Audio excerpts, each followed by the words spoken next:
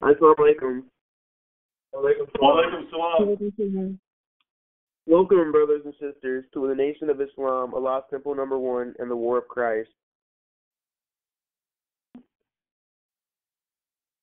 I am opening this meeting in the name of Allah, who appeared and is in the person of Master Farad Muhammad.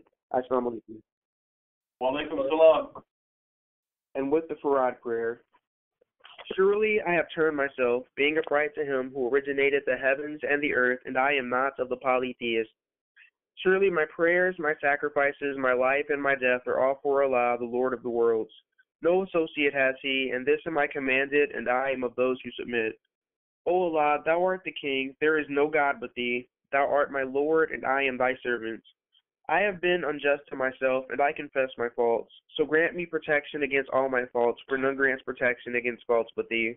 And guide me to the best of morals, for none guides to the best of them but thee, and turns away from me the evil morals but thee. Amen. Today we are continuing with our reading of the Genesis years, unpublished and rare writings of Elijah Muhammad, the Messenger of Allah, and the order will go as follows.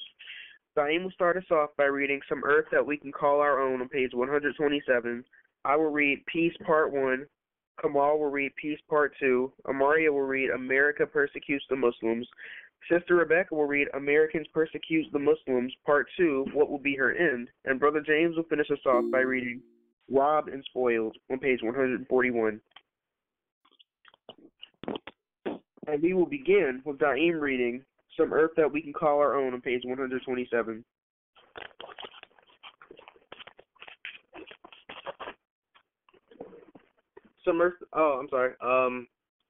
This is Minister Daim of the Nation of Islam, Allah's Temple number 1. Some earth that we can call our own. Stop wasting your money. Your money was not given to you. It came the hard way, so why should you give it away for that which you can do without? If you and I would do just that, we could save millions of dollars, which we could put into education and purchasing of land, machines, poultry, milk cows, beef cattle, sheep, machines to cultivate the land, to cut and saw timber to build homes for ourselves. We should dig for mud to mold and burn into bricks for our own homes and factories, and grow our own cotton to make the clothes which we wear. We should feed our own stomach and hire our own scientists from among ourselves, produce our own needs, and capture our own market before it is too late. How can we begin? Stop spending money for tobacco, dope, cigarettes, whiskey, wine, beer, fine clothes, fine automobiles, fine furniture, expensive rugs and carpets, gambling, prostitution, idleness, sport and play, games of chance, and horse racing. Stop careless spending of selling yourselves to slave for the loan sharks. Stop going into stores seeking the highest priced merchandise to purchase. Buy according to your means, your income. If your income is only $75 or $100 per week, and your rent is about the same every month, and food about the same price, and you have clothes, transportation, and other little bills to pay, can you then afford a high-priced care note of $100 to $145 per month? If you must have a car, buy a low-priced car, or a rich man's used car, and not his used Cadillacs and Rolls Royces.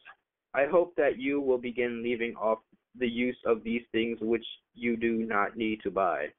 For your health's sake, stop eating the swine's flesh, the animal that was grafted from cat, rat, and dog for medical purposes, and sold to be 999% poison. Live and act as a civilized person, and we will soon be able to say that we are living like civilized people, along with love and unity in the name of your God and religion, Islam. If you will write to the Public Relations Department, Muhammad's Mosque, number 2, Chicago, Illinois, we will send you information on how we can help build a great future for the so-called Negroes in America by just sacrificing the money that we throw away to destroy our health in cigarettes, beer, wine, hog, and whiskey for 1 week out of each month. Allah God does not like for us to break his law by eating the swine's flesh, drinking intoxicating drinks, and using the poison tobacco weed. We must make a better future for ourselves and our children. Stop wasting and spending our money with the rich and spend it among ourselves, for we are the poor. Stop walking past your own black brother's business to buy the merchandise of the rich because the rich can sell it at a lower price than your poor brother. Trade with your own kind until you are able to compete in prices. Amen. This is Minister Rafiq of the Nation of Islam, Allah's Temple number 1. Peace, Part 1. Can there be any peace for the peace breaker? Allah told me that 6,000 years ago, the same people's fathers, the white race, broke the peace of the righteous in the gardens of Eden, the place that is known as Old Persia. They called the truth of God a lie and made lies the truth. They said to the people of the garden, according to the Bible in the book of Genesis, chapter 3, verses 4 through 6, quote, And the serpent, a name used according to the evil, deceiving characteristics of the Caucasian race, said unto the woman, You shall not surely die, for God doth know that in the day you eat thereof, then your eyes shall be opened, and you shall be as gods. End quote. The serpent lied because they did die, and the deceiver, the serpent, was driven out of the garden into the wilderness of the earth to build a wicked kingdom of evil to be destroyed on the coming of God. They, the white race, are playing the same trick on the black nation today as they did in the days of Adam. They shall suffer eternal expulsion from this earth in a lake of fire, as told in the book of Revelation, chapter 20, verse 10. Can they enjoy peace? After they were cast out of the garden, according to the Holy Quran, chapter 7, verse 16, quote, Because thou hast thrown me out of the way, lo, I will lie in wait for them on the straight way, end quote. As he had deceived Adam and his wife, he now declares that he will deceive the righteous in their straight path in the days of the resurrection and judgment of his evil world. He swore to them in another place that he would lead them to a tree of immortality and a kingdom that decays not. This kind of teaching is found in the teachings of Christianity. It is a very clever way of deceiving the black people of America, for here Satan represents himself as an angel of light. They paint a picture of lies of, quote, beyond the grave, when they know that there is no such life or communication with the dead. All life ceases to be after death. This is universally known. Can they have peace? When they were created to destroy the peace of the righteous, as it is written, quote, Destruction cometh, and they shall seek peace, and there shall be none. Mischief shall come upon the mischief, and rumor shall be upon rumor. Book of Ezekiel, chapter 7, verse 25. They wrongfully represent themselves as peacemakers and lovers of peace and freedom, but only for themselves. This kind of talk deceives the nations, while at the same time they are the troublemakers. As it is written, quote, But the wicked are like the troubled sea when it cannot rest, whose waters cast up mire and dirt, end quote. So it is with the wicked race, whom God has permitted to become the richest and the most progressed people of earth. The more they increase in riches and power, the more they seek to trouble those that are at peace with them. They envy the peace and progress of others and are never satisfied, though they have the world bowing at their feet. They are forever deceiving the poor so-called Negroes with false promises, and the so-called Negroes seem to love it. There is no peace for the wicked, saith the God of peace, in the book of Isaiah, chapter 57, verses 20 and 21. The only peace today is with Allah and his religion of peace, Islam. Believe it or leave it. Hurry and join unto your own kind. The time of this world is at hand. Amen. This is Mr. Kamal Muhammad of the Nation of Islam, Allah's Temple number 1. Peace, Part 2. Islam, the religion of entire submission to the will of Allah God. Nay, whoever submits his whole self to Allah and his door of good, doer of good. He will get his reward with his Lord, on such shall be no fear, nor shall they grieve. Holy Quran, chapter 2, verse 112. That and that alone is salvation according to the Holy Quran. Fear is the number one enemy that is blocking progress and success from coming the so-called Negroes of America. The fear causes them to grief. The world knows the poor so-called Negroes of America have and still suffers more grief and sorrow than any people on earth. This fear is the fear of the slave masters, white men, and what the slave masters dislike. Let the so-called Negroes submit to Allah, God, and they will not fear anymore, nor will they grieve anymore. As it is written, the fear of man bringeth a snare. Proverbs chapter 29, verse 25. This fear has surely snared the poor so-called Negroes. The Lord of the world, the finder of we, the lost members of the Asiatic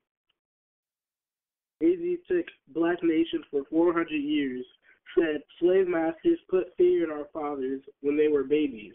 Allah is the only one that can remove this fear from us, but He will not remove it from us until we submit to His will and not our will to fear Him and fear alone. Then, as it is written, and it shall come to pass in the day that the Lord shall grieve thee rest for sorrow, and from they fear, from the hard bondage wherein thou wast made to serve.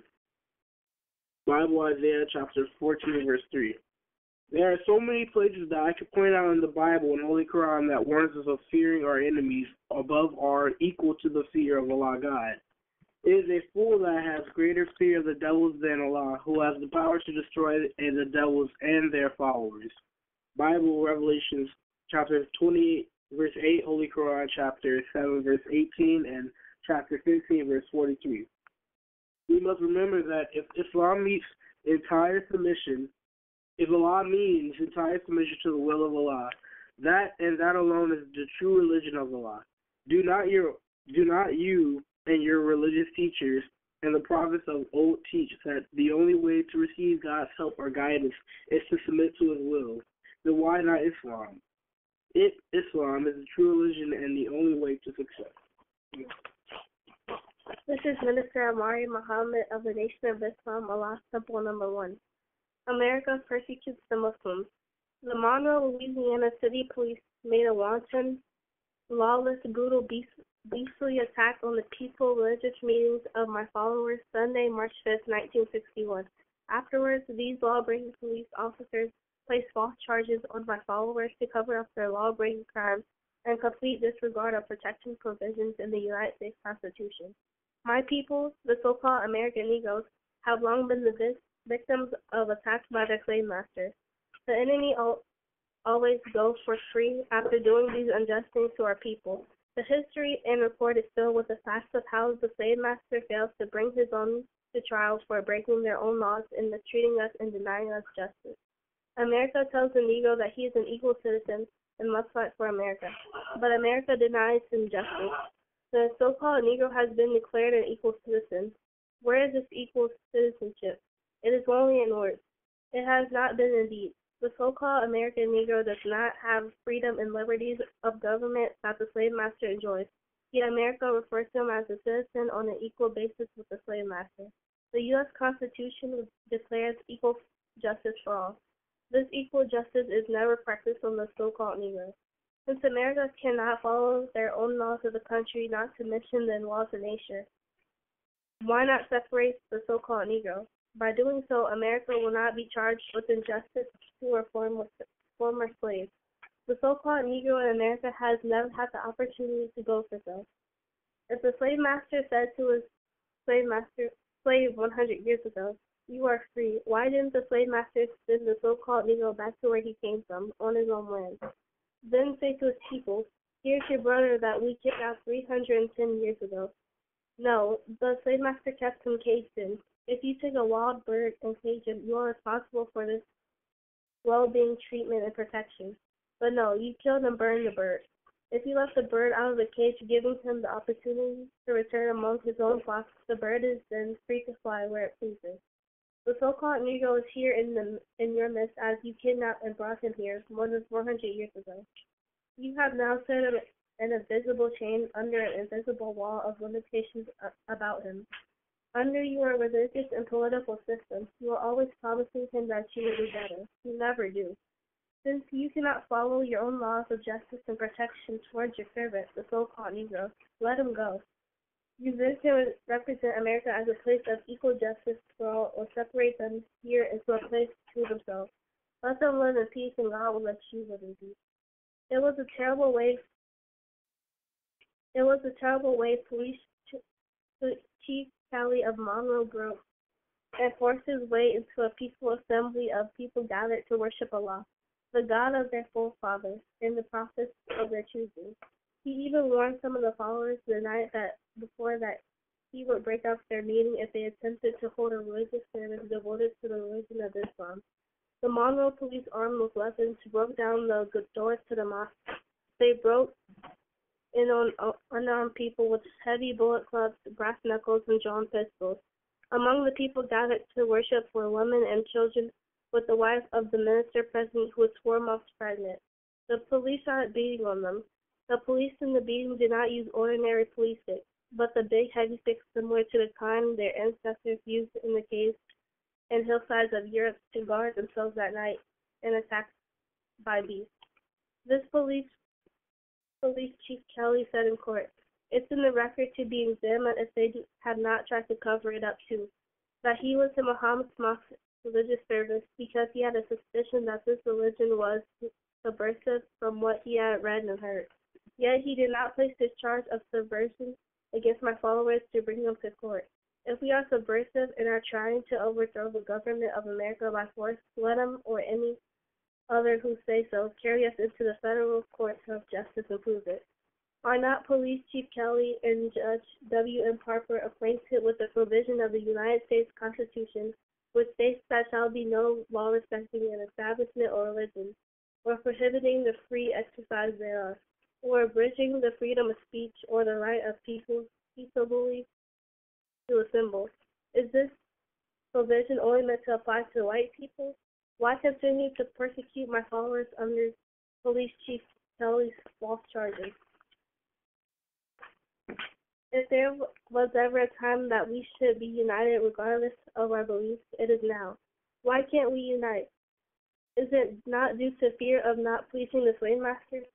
We must build a future for our children, not the future that the white race has built for us, which is nothing but slavery, begging, suffering, injustice, disgrace, and murder at their hands.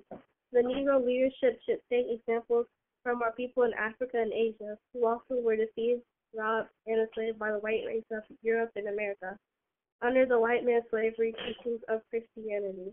Now Africa and Asia have awakened to the knowledge of the deceivers, and are throwing them and their damnable teaching out. Africa and Asia are now returning to their true religion of God Allah, the same as I am teaching here has been for 30 years, and they are on the road to success. Why do you feel proud here over what belongs to the white man? You own nothing here but the freedom to be a fool for the white America. The college-trained Negro, clergy, politician,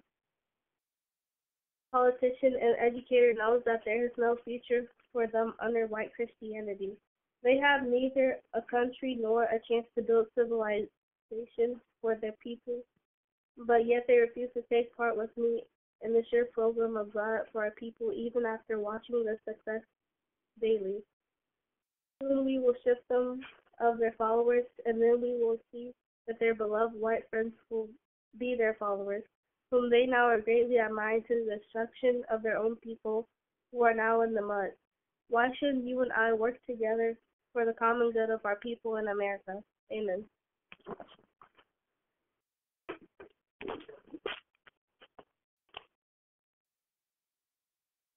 This is Minister Rebecca Rockman of the Nation of Islam, Allah's Temple Number 1.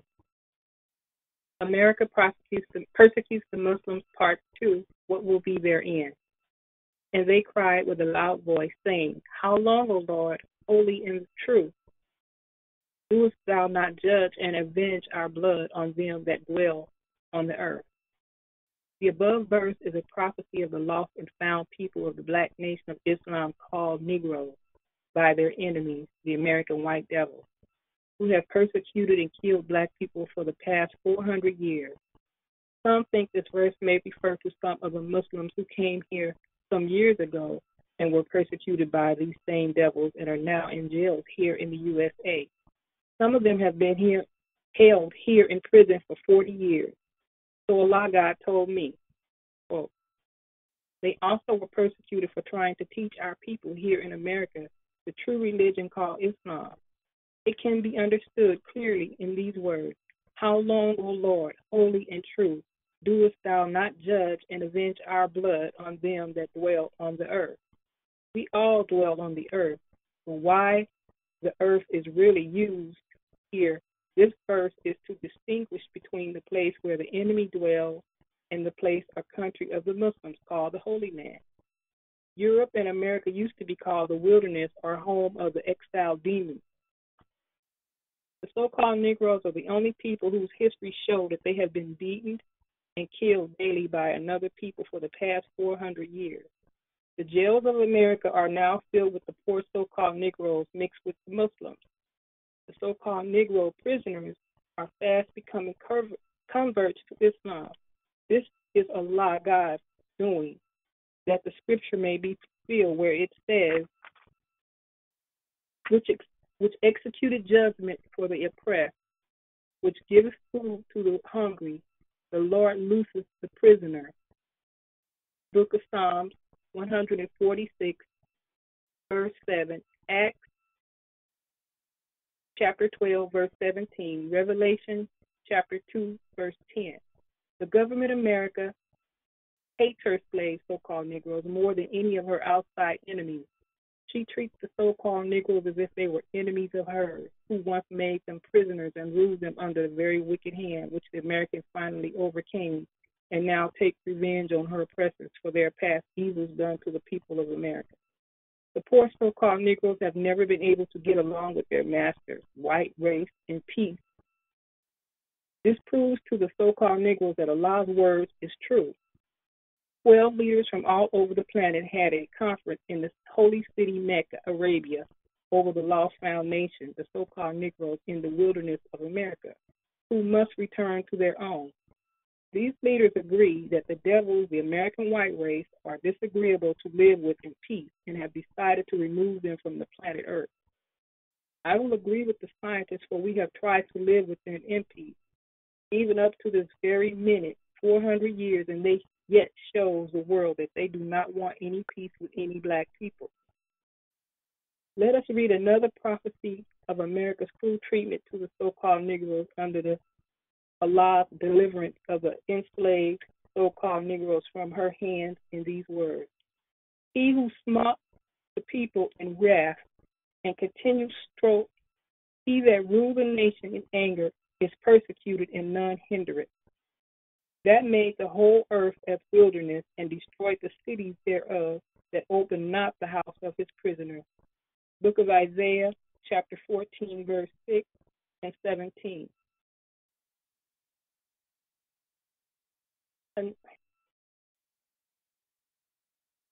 Another true prophecy made by Jesus of the persecution of the Muslims. But we heed to yourselves, for they shall deliver you up to the council and in the synagogue, and ye shall be beaten, and ye shall be brought before rulers and kings for my sake, for a testimony against them. The book of Mark, chapter 13, verse 9. All so-called Negroes who accept the true Islam, many expect such persecution and be hated for accepting the name of Allah, or one of the 99 attributes of Allah. Muhammad is a name of Allah, God, which means praise, and one who is worthy of praise, and praise much. These are the names prophesied in the Bible. Chronicles, chapter 7, verse 14, Isaiah, chapter 43, verse 7, 40, and 26. America would be like to frighten the black people away from their salvation in Islam by persecuting the believers. Allah makes the Muslims fearless and will soon put fear and trembling in the hearts of our enemies. Allah will bring upon America that which he never brought upon people in the past and will never be like of such judgment anymore. America must pay for evils done to us.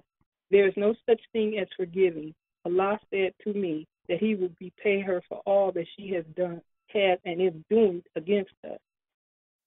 Amen. This is Brother James with the Nation of Islam, Allah's Temple number 1, robbed and spoiled. They are all of them snared in holes, and they are hid in prison houses. They are for a prey, and none delivereth for a spoil, and none saith restore. Isaiah 42, verse 22. If my people's condition, or rather history in America, is not the answer to the above saying of Isaiah, then try to find the answer to it elsewhere. Our fathers were brought here as merchandise to be sold on the slave market. Some, according to the white man's own written history of that account, were brought here in physical chains to be chained again mentally for 400 years, and they are still mentally chained. They are still being beaten and killed without any law of justice for them. The white man's murderer's word is heard and believed by his brother murderer in an office and seat of justice. The poor black man, his master's most loyal and faithful slave, his word is not heard. They are afraid of an arresting officer taking them under arrest for fear of being mercilessly beaten, skull and face bashed in or shot outright.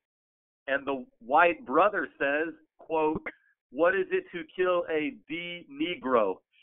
They are outright murderers, clothed in authority to mistreat and kill my poor black people whom they have been murdering all of their lives for the past 400 years.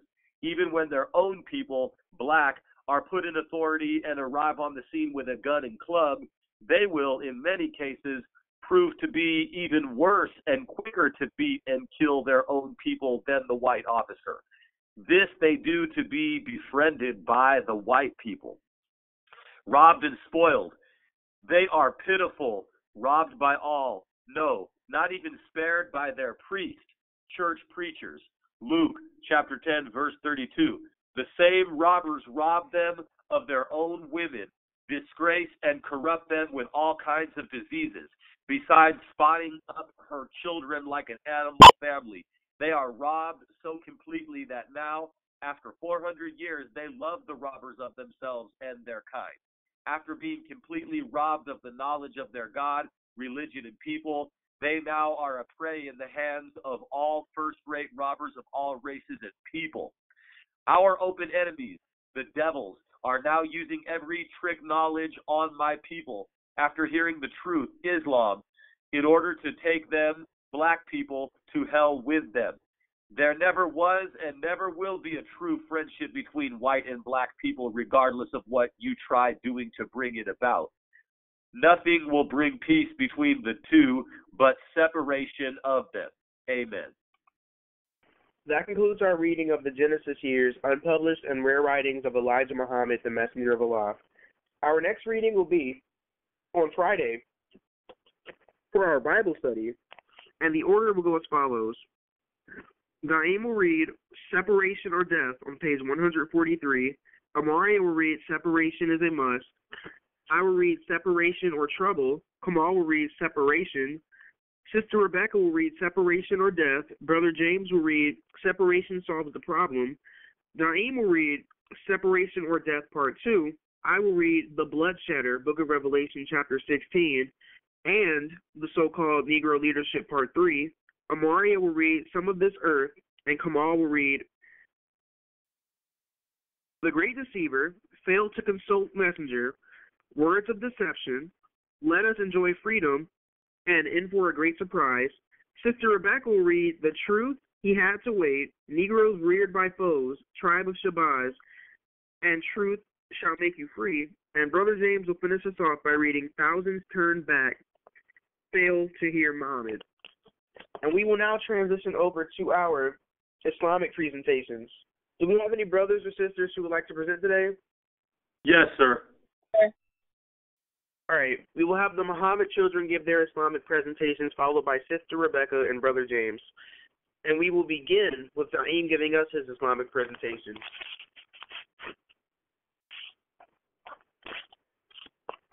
I did my Islamic presentation on our video titled War of Christ Radio Broadcast, False Prophet of the Beast, Part 1. Going to the book of Revelation, chapter 19, verse 20, it reads, "And the beast was taken, and with him the false prophet that wrought miracles before him, with which he deceived them that had received the mark of the beast, and them that worshipped his image. These both were cast alive into the lake of fire burning with brimstone." We can try to find out who this false prophet is. When we hear the word prophet, we hear either the word prophet,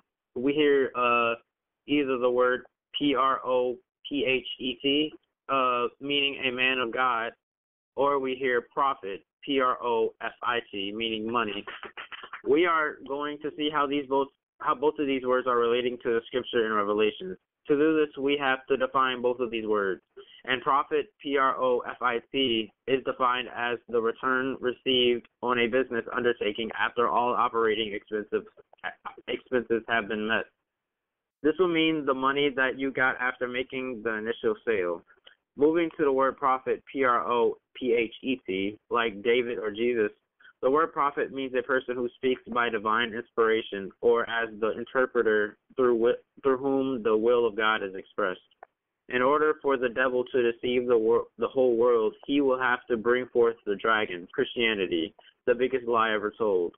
If the devil has a false religion and wants to deceive the whole world, then he needs people to help him. If you spit out propaganda on behalf of the devil's religion, then you are one of the devil's disciples. You are a pastor or a priest or a prophet of the devil. In the scripture, it says that the beast and the prophet were both cast into the lake of fire burning with brimstone. The prophet is the false teacher of the beast religion, which would be the dragon. Getting back to prophet, profit, the mark of the beast has to do with his money. The definition of false means not true, and another word we can define is unrighteous, meaning wicked. So when dealing with the beast, we are dealing with someone or something wicked or unrighteous. Turning to the third book of John, chapter 1, verse 2, it reads, "Beloved, I wish above all things that thou mayest prosper and be in health, even as thy soul prospereth." We see here that one of the Lord's greatest desires for us is to prosper and have good health. In good health comes living longer and for both ourselves and our nation. So long as we promote the right prophet, we can understand and go against the religion of the dragon. Amen. The Black Messiah has risen, Part 4. The Honorable Elijah Muhammad, Christ the King, was put on a cross in the hospital. After the king was killed, the prince took over the Nation of Islam. The prince was Wallace Muhammad, the son of the Most Honorable Elijah Muhammad. When Wallace came into office as the head of the Nation of Islam, he destroyed the Nation of Islam. In an article titled W. D. Muhammad, A Leap of Faith, written in the Chicago Tribune, the reporter said the following: "To get his community to this point, Muhammad, the conflicted prince of the Nation of Islam's royal family, turned his back on his father's kingdom. He tore it down myth by myth, replacing it with something new, and he is confident, truer to the faith. A year after taking over, he renamed the group the World Community of Al-Islam in the West, consigning the 45-year-old Nation of Islam to history, or so he thought. In 1976, he walked across the stage carrying an American flag saying it is time for Muslims to recognize and celebrate the United States as a great country." End quote. So by 1976, the Nation of Islam had been completely destroyed by this prince. Remember, the commandment to build the Nation of Islam took effect in 1914, the end of Satan's rule. By 1976, 62 years later, the Messiah had been killed and his work had been destroyed. As we have in the book of Daniel, chapter 9, verse 26, "And after 62 weeks, which is 62 years, shall Messiah be cut off, but not for himself, and the people of the prince, Wallace, that shall come shall destroy the city and the sanctuary, and the end thereof shall be with a flood, and unto the end of the war desolations are determined. So after the Messiah was killed and the nation was destroyed, desolations are determined unto the end of the war. So when the Messiah was killed or cut off here in America, that was an act of war. War was declared by America against the Nation of Islam. This is the final war, the War of Armageddon. The end of a thing is also the beginning of a thing. This was taught to the Son of Man by his first Islamic teacher, Marvin Muhammad. Marvin Muhammad is a burning bush that has yet to be completely consumed by the teachings of the Honorable Elijah Muhammad. The example that Marvin Muhammad gave was that if you hold the end of the string, that you are also holding the beginning of a string. So war has been declared, and desolations are determined. What is the desolation? The Nation of Islam.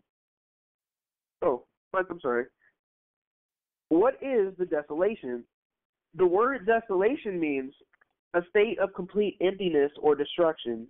The Nation of Islam was determined to be desolate or destroyed, and its elders were determined to wander through the wilderness of North America for 40 years because they rejected the teachings of the most honorable Elijah Muhammad, and they followed this prince, and they sought to embrace America, Egypt, again. Amen. I did my Islamic presentation on our video titled War of Christ 2012, 12 and 13. For the sake of argument, let's acknowledge that the author here has made a plausible effort based on scriptures and ancient considerations concerning the period of the return and the judgment of the Christ. Well, who is Jesus? Who is the Christ? Well, who is it? Jesus or someone else to come? In the book of Exodus, chapter 15, verse 3 reads, "The Lord is a man of war. The Lord is his name."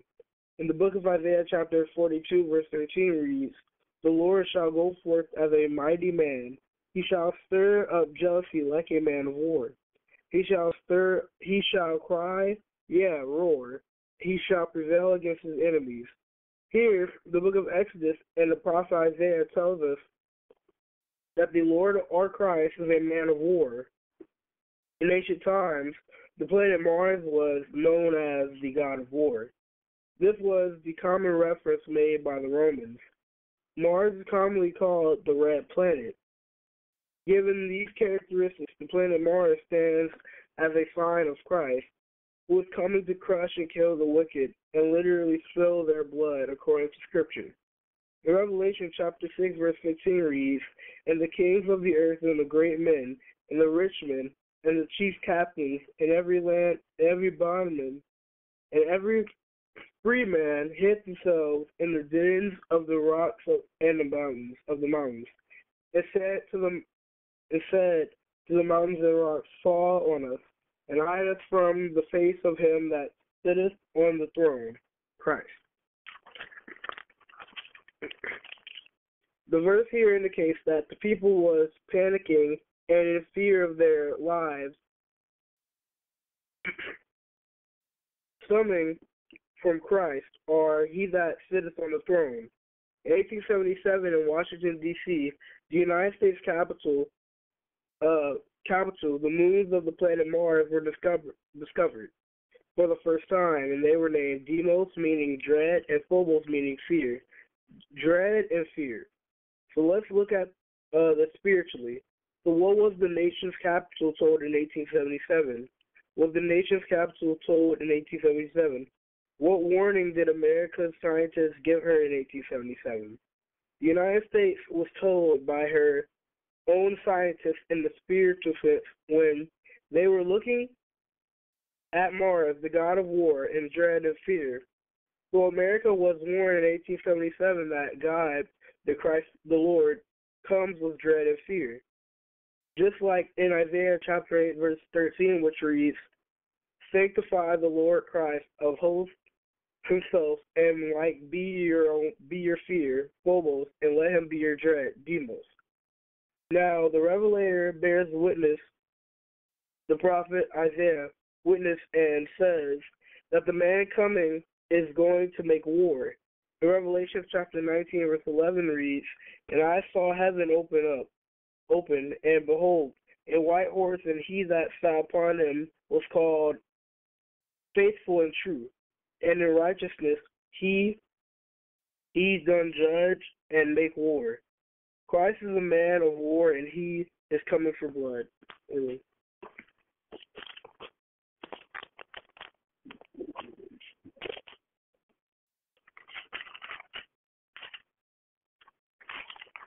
I am presenting my presentation on Master Fard Muhammad, the Iron Will God, Michael Jackson's Thriller, Part 4 of 6.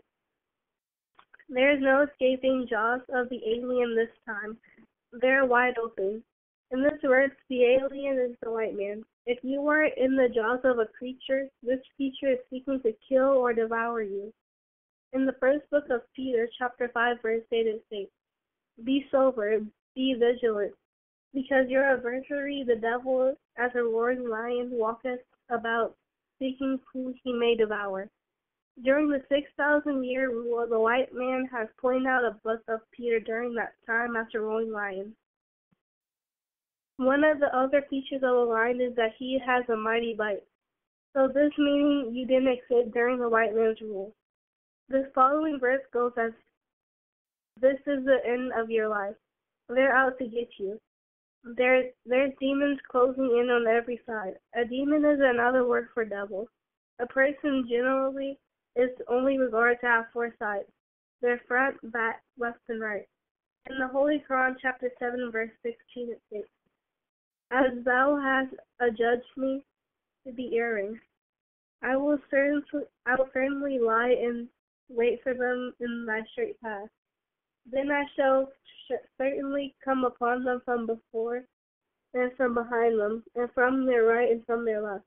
Well, this means that he, the devil, will close you in from all directions.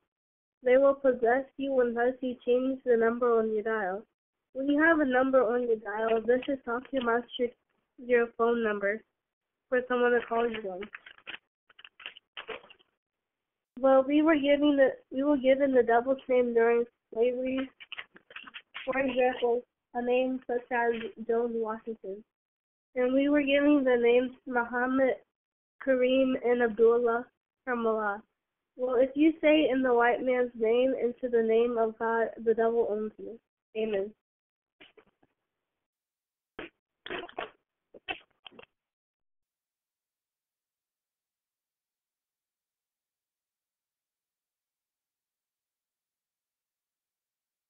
I'm presenting today War of Christ broadcast, Farrakhan Get on Your Knees, part 6 of 9.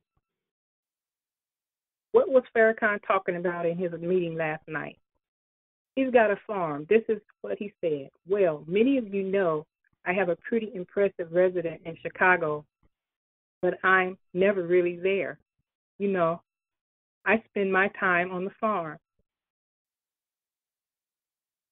This man got the ear of the vast majority of black people of this country. He's not telling you to get 6 months' worth of food. The economy is about to crash. He's entertaining you like the Pied Piper. But he knows you are so ignorant that he can stand there in front of 1,000 black people, entertain you for 2 hours, and talk about his farm for 5 minutes, and go back to Chicago. What's this about? How is it that he knows the things that he knows, and he's just going to leave us out here for slaughter? Well, not asking these people for money. We just want knowledge. Tell us what's going on. What did the scripture say? Our people perish for lack of knowledge. But you won't even do that, hypocrite. Starving is coming. So I'm on the radio with no money trying to warn you to start saving food and water. Barack Obama put your thinking caps back on.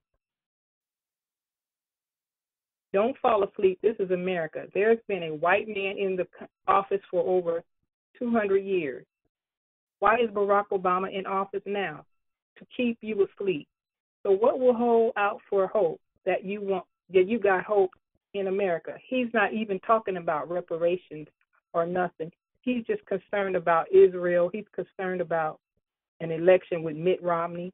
He's been there 4 years, and he have not done nothing for you and ain't going to do nothing. What for you? But keep you distracted. Don't put your hope in this black puppet president, Barack Obama. Start preparing yourself, and I'm not just talking about rhetoric. I'm going to give you the best advice I can, because there's no refuge for you today. There's that you can run to despite what you think. This is a fake war. This world, this white man got his planet on lockdown. There's no way you can escape it. You can't go to Africa and escape evil and famine. It's there. The Middle East, China, Egypt, Spain, Italy, Britain, South America, famine, no money. It's everywhere. You have no refuge in what you're going to do. Turn to Psalms 91, verse 1. Chapter 91, verse 1. The light at the end of the tunnel that I want to give to you is this, is your refuge. In Psalms 91, verse 1, read that the dwelleth in the secret place of the Most High shall abide under the shadow of the Almighty. I will say of the Lord, He is my fortress, my God, in Him I will trust. Surely He shall deliver thee from the snare of the fowler and from the noise of the pestilence. The noisome pestilence, He shall cover thee with His feathers, and under His wings shalt thou trust, in His truth shall be thy shield and buckler. Thou shalt not be afraid for the terror by night, nor for the arrow that flieth by the day, nor for the pestilence that walketh in darkness, nor for the destruction that wasteth at noonday. 1,000 shall fall at thy right side, and 10,000 at thy right hand, but it shall not come nigh thee. Only with thine eyes shalt thou behold and see the reward of the wicked, because thou hast made the Lord, which is my refuge, even most high, the habitation. There shall no evil befall thee, neither shall any plague come near thy dwelling. For He shall give His angels charge over thee, to keep thee in all thy ways. They shall bear thee up in their hands, lest thou dash thy foot against a stone. Thou shalt not tread upon the lion and adder, the young lion and the dragon shall thou trample under feet. Because He hath set His love upon me, therefore will I deliver him. I will set him on high, because he hath known my name. He shall call upon me, and I will answer him. And I will be with him in trouble, and I will deliver him and honor him. With long life will I satisfy him and show him my salvation. Let's talk about this. Remember, Genesis 15, chapter 12. Remember Genesis chapter 15, verse 12, about people going into bondage for 400 years, and it didn't happen for 200 years, and they told Jesus that to his face. It came true. You cannot prove the word of a God a liar. Let's look at what happened. Psalms chapter 91, verse 1. David said, if you know His name and you call upon His name, He will deliver you. Amen.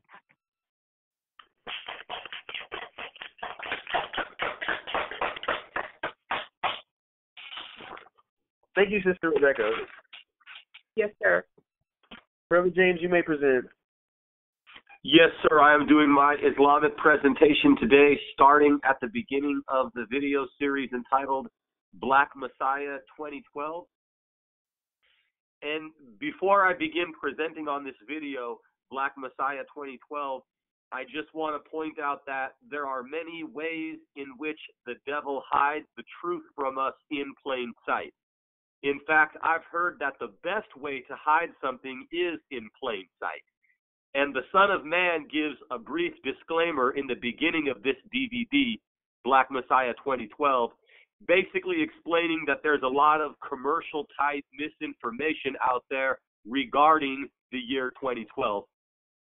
So what I mean by the devil hiding something from us in plain sight is that out there written by white people on the year 2012 and the shift of the Mayan calendar, etc. And such books as these can easily be found at any local library or bookstore. Just ask for books about 2012. You will find several misinformation books written by white people on 2012. And it's the same thing with the whole ancient alien Anunnaki thing. The word Anunnaki just simply means those who from heaven came down, or those who from above came down. It's an ancient Sumerian word, Anunnaki.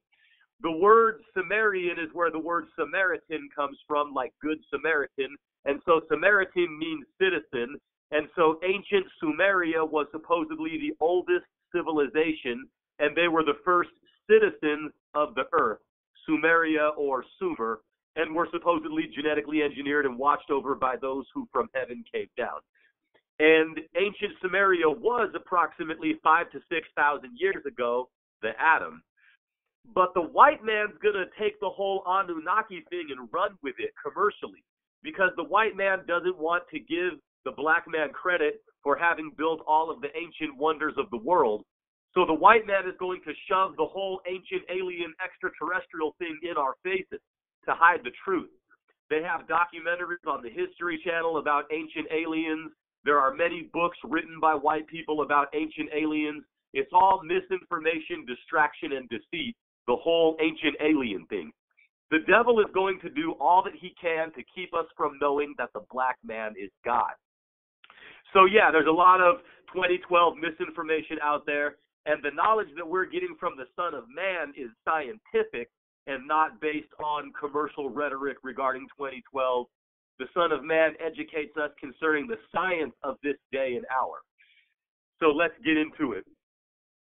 Okay, we can start by asking this simple question. What time is it right now? This is a question that we very well should know the answer to. This question, what time is it, pertains to what time we are living in right now theologically, and not to what time of the day it is on the clock at the exact minute. However, theologically speaking, it is important for us to know exactly what minute we're at on the Messiah clock. We are currently at the end of a 6,000-year cycle.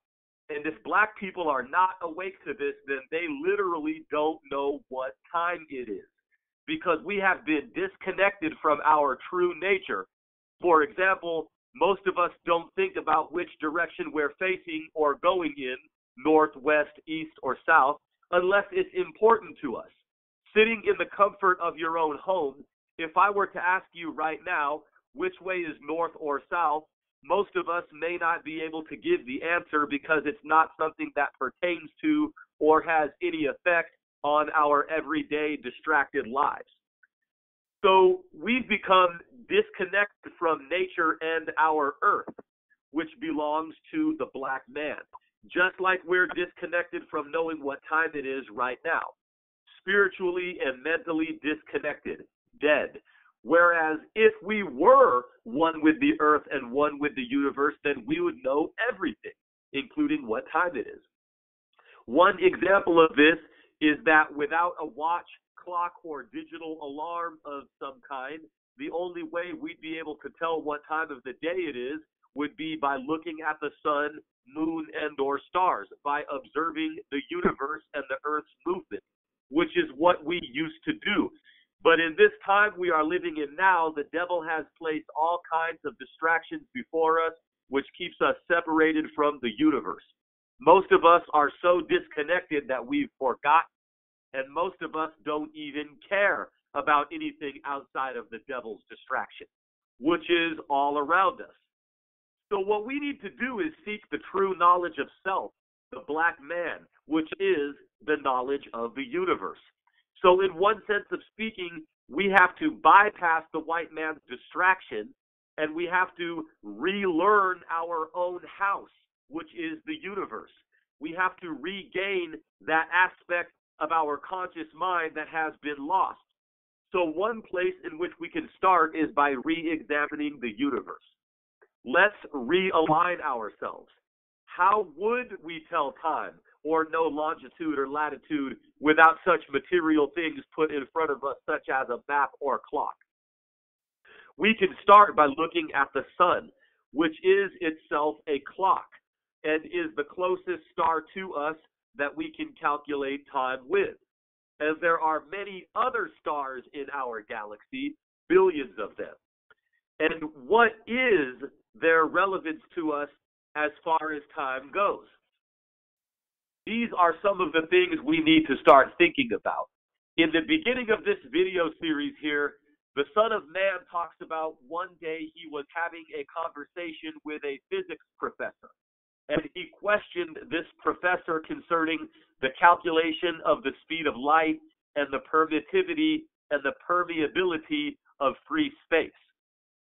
The word permittivity means the ability of a substance to store electrical energy in an electric field, and the word permeability is the state or quality of a material or membrane that causes it to allow liquids or gases to pass through it, or a quantity measuring the influence of a substance on the magnetic flux in the region it occupies.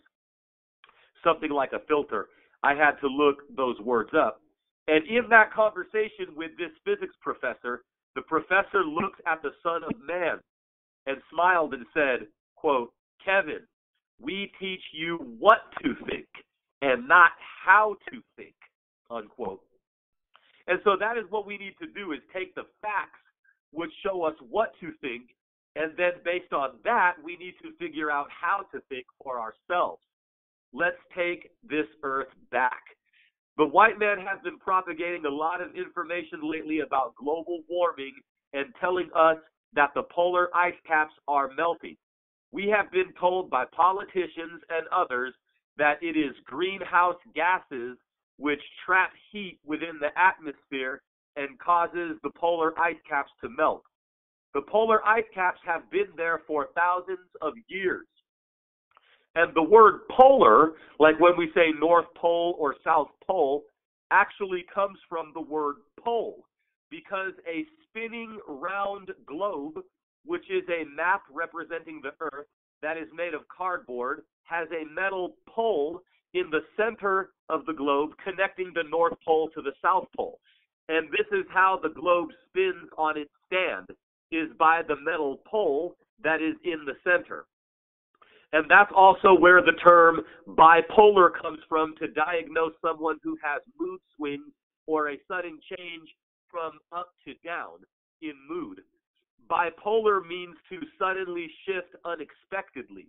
And the word bi means two, because two opposites can shift. The North Pole and the South Pole are opposite poles of the same planet. And so, in this sense, we could say that the Earth is bipolar. And as a side note, my aunt told me that they used to call this condition manic depressive, because manic means up and depressive means down. But the medical field decided that manic depressive is too offensive, and so the medical field changed the name of the condition to bipolar. So it means having two opposite poles, like you could spin this way, then shift the opposite direction and spin the other way. So the polar ice caps have been there for thousands of years, and now we got the devil telling us that a serious global change is taking place. Now let us figure for a moment that this greenhouse gas story that the white man is telling us is not the real reason for the polar ice caps melting. In the book of Job, chapter 38, verse 22, it says, "Hast thou entered into the treasures of the snow, or hast thou seen the treasures of the hail?" Verse 23 says, "Which I have reserved against the time of trouble, against the day of battle and war." Let us consider that this could be the divine will of God if we are indeed believers. And so looking at these verses in the book of Job, which tells us that there are treasures of snow, frozen water, and hail, which are stored away and reserved against a troublesome time of battle and war. This should give us a clue as to what time it is. Where is God's hidden treasures of snow and ice that is reserved for this future, or shall we say present, troublesome time of battle. Let us proceed with logic.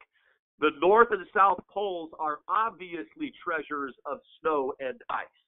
A treasure is something precious or amazing. And as far back as mankind can historically calculate, the snow and ice of both poles has been locked away like a treasure box, not melting until now. Let us consider that time of trouble and war is upon us now. We are now living in that time of world tribulation, as prophesied to manifest and unfurl in the end times. We are fast approaching God's day of battle and war, known by many as the War of Armageddon. And just exactly how will God conduct this battle and war? Who is God? Where is God? What is his name?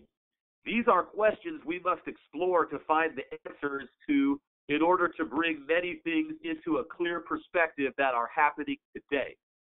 The book of Luke, chapter 21, verses 25 through 28 tells us, quote, "And there shall be signs in the sun and in the moon and in the stars, and upon the earth distress of nations, with perplexity, the sea and the waves roaring, men's hearts failing them for fear, and for looking after those things which are coming out on the earth.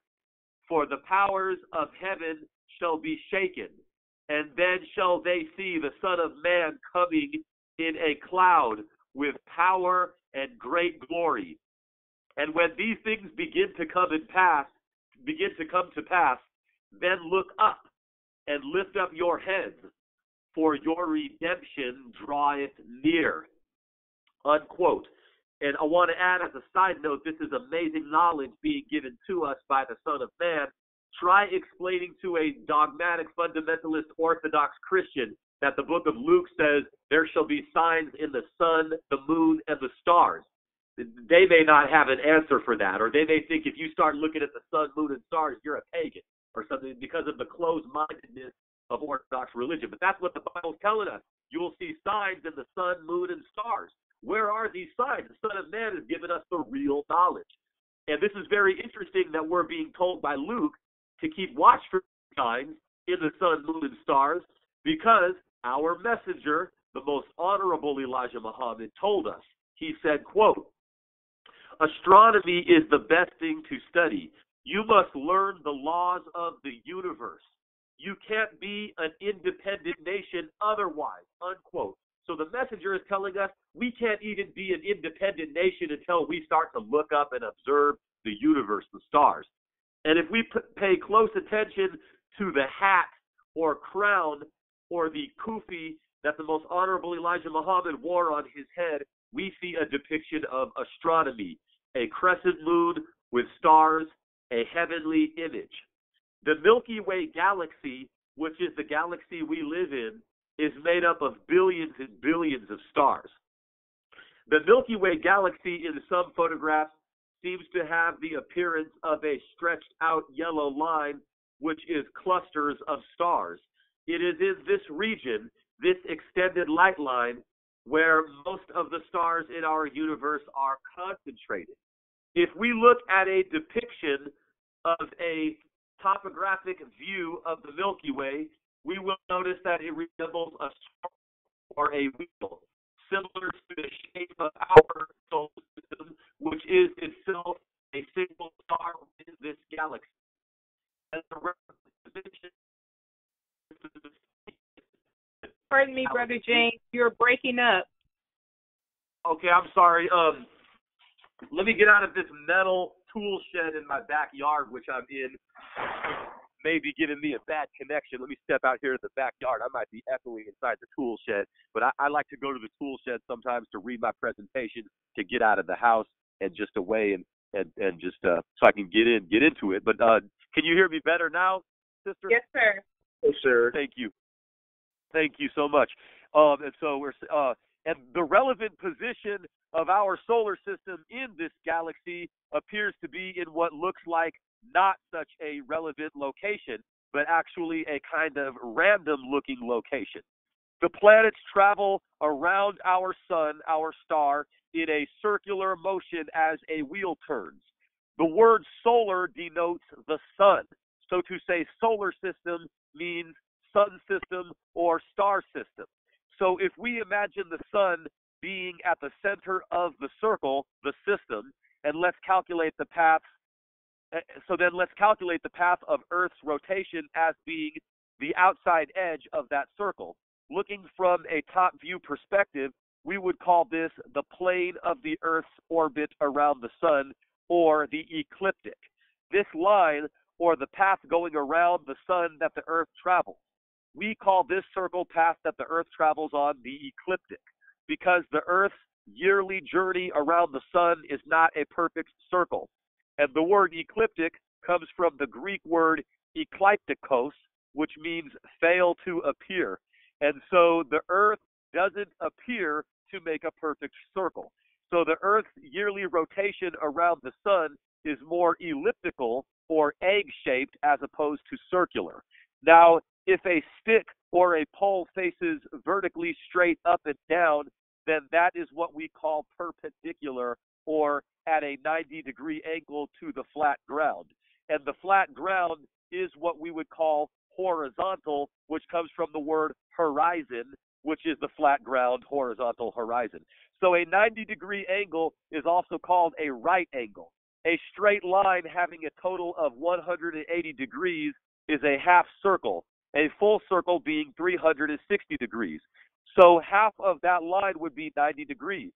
So if there are 360 degrees to a circle, then there are 4 right angles to a circle, because a 90-degree angle is a right angle, as they call it. So there are 360 degrees in a circle, 365 days in a year as the Earth makes a full orbit around the sun. A day is like a degree. We also know that there are 24 hours in a day. The exact figures of that are actually 23 hours, 56 minutes, and 46 seconds in a day, which I think is the reason for the leap year. And it takes the Earth a full day for it to make a complete rotation itself. If we were to look at the Earth from the sun, the Earth's orbit will appear perpendicular or at 90 degrees. However, the Earth's 24-hour daily rotation is not perpendicular to its orbit around the sun. The Earth's rotation is at a tilt of approximately 23 degrees, and this is very important to understand because the Earth's angular tilt of 23 degrees does not change. It is a constant that remains. Excuse me. And I'll stop right there for now. There's so much information that we need to catch up on in order to realign ourselves. This so far is just the tip of the iceberg. And there's so much knowledge in this video series, Black Messiah 2012, that I kind of had a difficult time deciding where to end this presentation. If my presentation today seems to have been longer than my usual presentations, it's because I didn't know where to stop. It's so much knowledge. Everything I've covered just now is only the beginning of Black Messiah 2012. And because I wouldn't be able to have enough time in one presentation to get to the peak of this series and where all of this is leading to, so I'll stop right there for now where I last left off, that the Earth's rotation is at a tilt of approximately 23 degrees. And Allah willing, I'll continue right there where I left off next Sunday on my presentation of Black Messiah 2012. Thanks.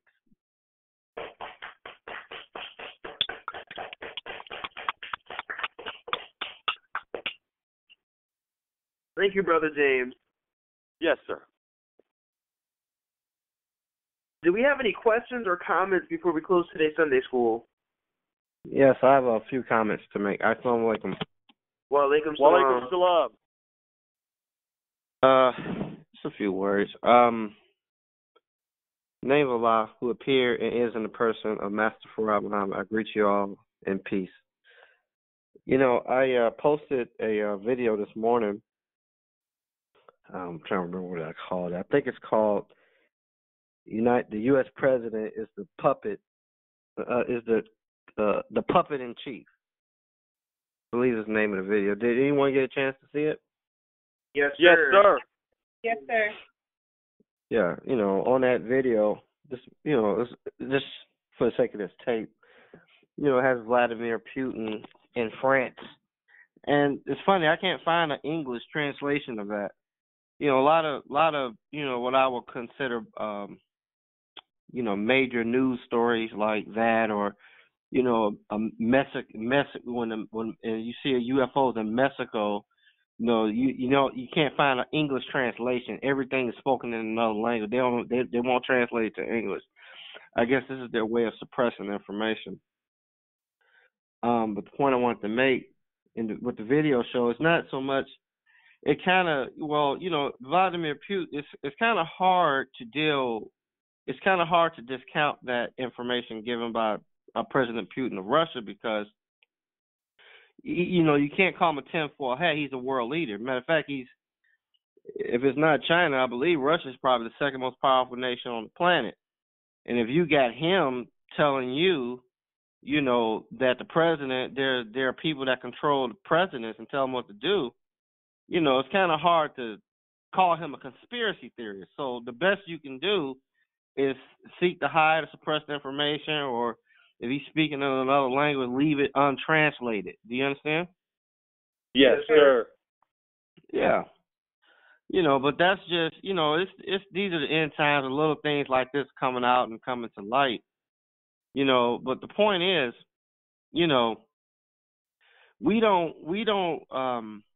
we really don't see, the hand or the iron fist that's, we don't see that the puppet masters behind the scenes. When you see people out front, like Donald Trump's, the Vladimir Putin's, those are the people that you see. But there's a power behind them that controls them.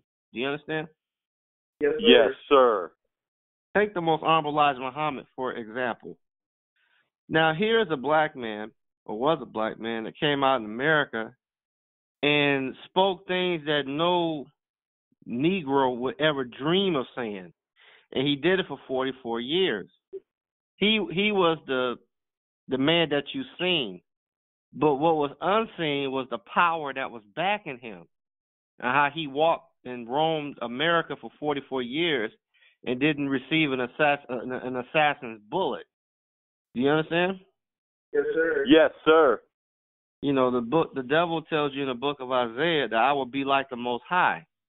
The Most High, his power is hidden. He's the power behind the prophets. You didn't see Allah in person, or the reality of, the unmasking of Allah when Prophet Muhammad was here, or Abraham, Solomon. You didn't see him. He's the power behind the prophet. And Satan or Lucifer, these world leaders that we're looking at, the men that you see are not the men that's running the planet. They are the face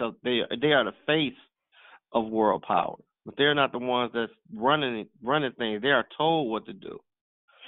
And that video that I put up is evidence of that, And so what does this mean? Let's look at this thing. Let's get perspective on things that we see. Now, if everyone in here would agree that the most honorable Elijah Muhammad was not what you would call bosom buddies or friends with the Imperial Grand Wizard of the Ku Klux Klan, is that correct? Yes, sir. But what if the most honorable Elijah Muhammad, for whatever reason, was meeting with the Imperial Grand Wizard of the Ku Klux Klan 4 times a year, every year that he was in office? What could we suspect if he's meeting his alleged enemy this much? What would be a natural suspicion? And he's on the side of the enemy. He's on the side of the enemy, or maybe they're not the enemies that we thought they were. Do you understand? Yes, Yes, sir. sir. Now, look at America and look at Russia in these nations. There's this perception that this game that they play on us, America and Russia are like these enemies. But, they have what's called summits. They meet throughout the year, every year. Every so many months, Putin is either meeting with Trump or on the phone with Donald Trump. And if we look at this logically, if these were mortal enemies, one could suspect that maybe they're not the enemies that we think they are. Do you understand? Yes, sir. Yes, sir. Notice what Putin said. He identified the men in black. They come in these black suits, black ties, dark blue ties, and they tell the president what to do. How does he know who runs the American president? How does the president of Russia know the secret bureaucracy of America? How does he have that knowledge? Because the same people that's pushing the American president's buttons are pushing his. You understand? Yes, sir. Yes, sir. They're not really enemies. They're frenemies. They're enemies in public, but they're friends in private. When I was in school, this game was played. Especially if you want to keep a relationship secret. If you was messing with a girl, whatever. During the school days, she would act like she couldn't stand you. Y'all was like the worst of enemies. But after school, nobody was looking. Y'all were seeing each other. It's a game. Do you understand? Yes, sir. Yes, sir. Yeah. The Bible tells you that the nations of the earth, they gather together against God and the Lamb. Well, if they gather together to fight God, that means that that the nations of the earth are allies. But they're allies pretending to be enemies. Well, if all the world, if the majority of the world leaders are really in the same club and they're acting like enemies, what is the purpose of this? The purpose of this is to maintain rulership, control of the masses. The same political games and the same ways of rule that the American government pulls on the American people, they are studied and they are copied by other governments like Russia and China, Iran. These governments, the rulers I'm talking about, they look at the way that other governments rule their people, and they take notes and then they implement some part of the rule of other governments. You understand? Yes, sir. Yes, sir. It's like the game of chess. When chess players play each other, they write their moves down. Or if you're watching a game of chess, the game is recorded, and you go back and you study the moves. This is what world leaders do.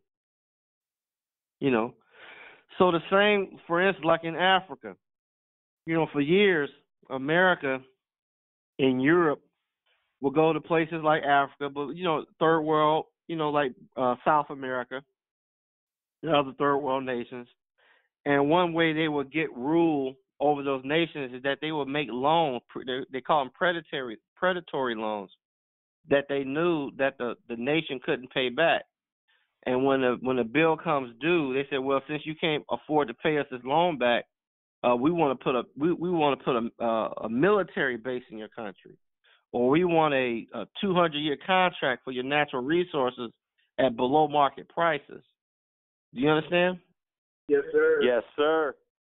Okay, this is the way the white man, has been ruling third world countries. So now you have China on the colonial march, so to speak, in Africa. In the same game that America and Europe played on the darker peoples on the world, China's now doing in Africa. Giving these African governments billions of dollars that they know they can't pay back, and when the bill comes due, now China want particular parcels of land. We want seaports because you can't pay this bill. It's the same game. So outwardly you think that America, and China and Russia and North Korea, Saudi Arabia, all these. You think they're just bitter enemies, and sometimes from time to time, the assassin's bullet will find a head of state's head. But for the most part, as a practical matter, it's a circle of rulers, and they rule together, and they run this game on the masses of the people. So that's the reason that I put the video of Vladimir Putin on there talking about these things. And so one moment.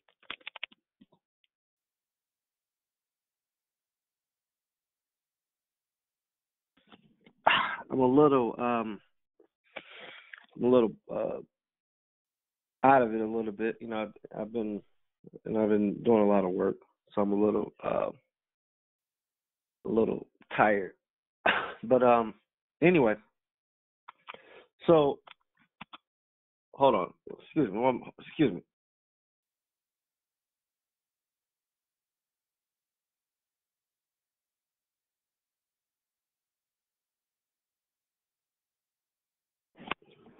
To get your Bibles and turn to the 91st Psalms. Yes, sir.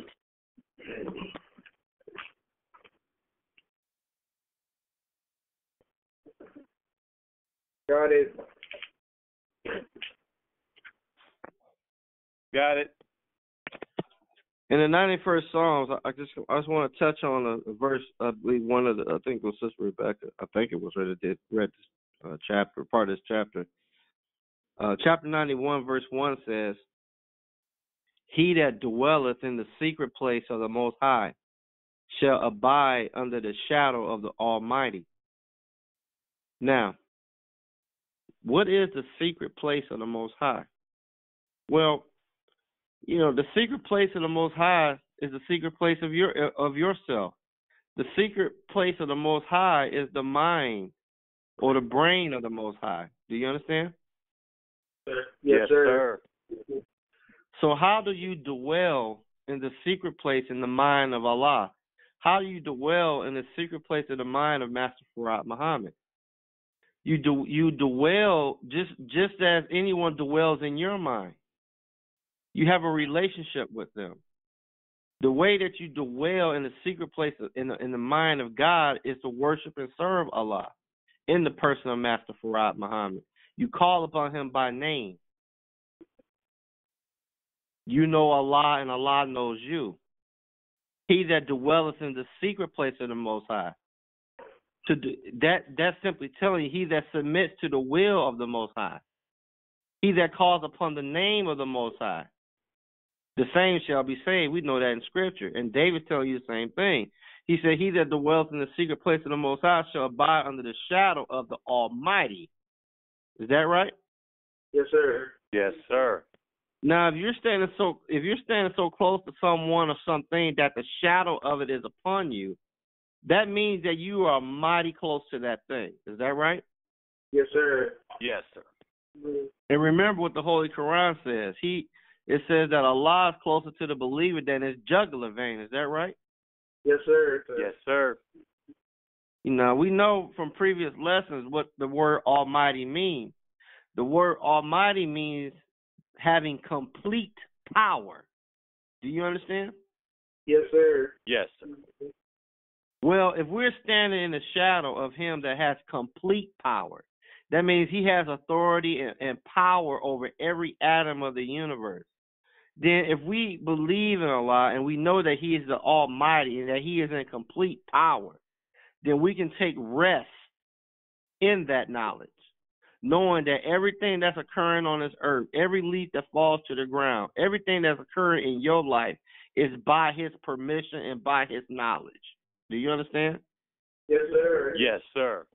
We do not have to wonder if his word is going to be fulfilled. We don't have to wonder if the judgment is going to be won and presided over by Allah, because we know that he is the Almighty. And knowing that, only thing we know we have to do is simply obey him, worship him, and love him, and we're going to be okay. Do you understand? Yes, sir. Yes, sir. Now, with regard Well, I guess I'll speak on this a little bit. Brother James mentioned the discussion I had with my physics professor concerning the permittivity and the permeability of free space. The permittivity, why is this important? Because, I hope this is not too techie. When we look at visible light, in physics, we call light electromagnetic radiation. Okay? And so what we are saying is that light, the light that you see, fundamentally is composed of a electrical field and it is composed of a magnetic field. You understand? Yes, sir. Yes, sir. Okay. And we know that light travels throughout the universe, and we say that the universe or space is a vacuum. Understood? Yes, sir. Yes, sir. So when we're dealing with the permittivity of free space of a vacuum, the permittivity has to do with the electrical field of light, and the permeability has to do with the magnetic field of light. Do you understand? Yes, sir. Yes, sir. Now, let's talk about this. Why is this important? Why was I asking the professor about the permittivity and permeability of light in free space? When we go back to the beginning, the very beginning, when there was nothing here, before God created himself. It's really a deep subject to even think to really reflect on when you really think about what we're saying. On the one hand, we say that there was a time when there was nothing here but darkness. And then at a certain point, an atom sparked, or we had a big bang, as they say, and thus began the creation of the universe and the self-creation of God himself. Do you understand? Yes, sir. Yes, sir. But it's really a deep subject, because if we leave it in thought where the messenger left it, then we can ask some questions.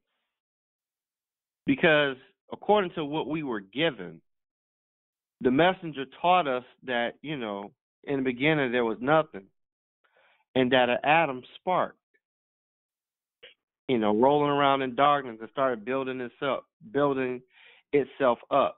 And God and the black man was creating himself. Allah was making himself. And we really don't know how long that took because he had yet to develop brains to calculate time. And it took a few trillion years to be able to calculate time and to write the written word. I believe it was a period of 6 trillion years. Do you understand? Yes, sir. But let's think about the darkness. Now, the darkness we're going to call the nothingness. We're going to call it dark. The darkness was present before the atom sparked. Do you understand? Yes, sir. Yes, sir. And when we think about the word Almighty, the word Almighty means having complete power. Do you understand? Yes, sir. Yes, sir. This is a very deep thing. Well, if we understand and if we are considering the power of Allah and the definition of Almighty, of that having complete power, if Allah is Almighty, and He is, and He has complete power, that means that Allah permitted the atom to spark from the darkness.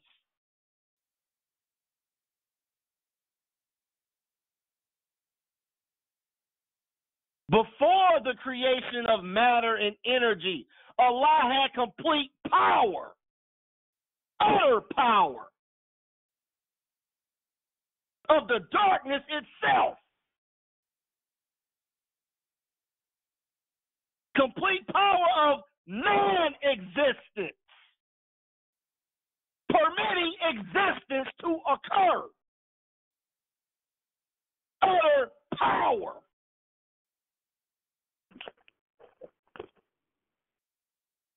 Allah is the force in the darkness that moves stars. His power and his reality is unfathomable. You can't fathom the power of Allah. Because if the atom sparked on its own, that means that it did something without permission. It did something without somebody else's authority or power. It just happened randomly. And if the atom sparked without any regard to anything but its own will, that would suggest that Allah does not have, that would actually vitiate the definition of complete power. Because if you can't control the sparking of atoms, then you do not have complete power.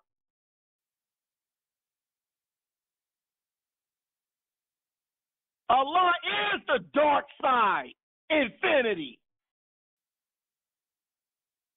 The devil is called in the scripture the prince of darkness. But who is the king of darkness? It is Allah. The king of all, the king of kings. The darkness was here before the light, which makes the darkness the king of light. And Allah is the king of that. He's the king of all kings. He is the king of darkness itself. He is beyond nothing. He is beyond even darkness. His power is ultimate and his power is resolute.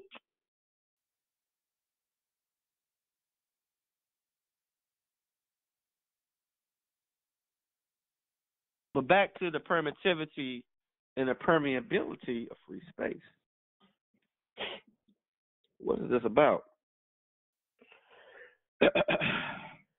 Without going too deep into this, because like I said, I'm a little tired, so I'm not going to go too deep into this.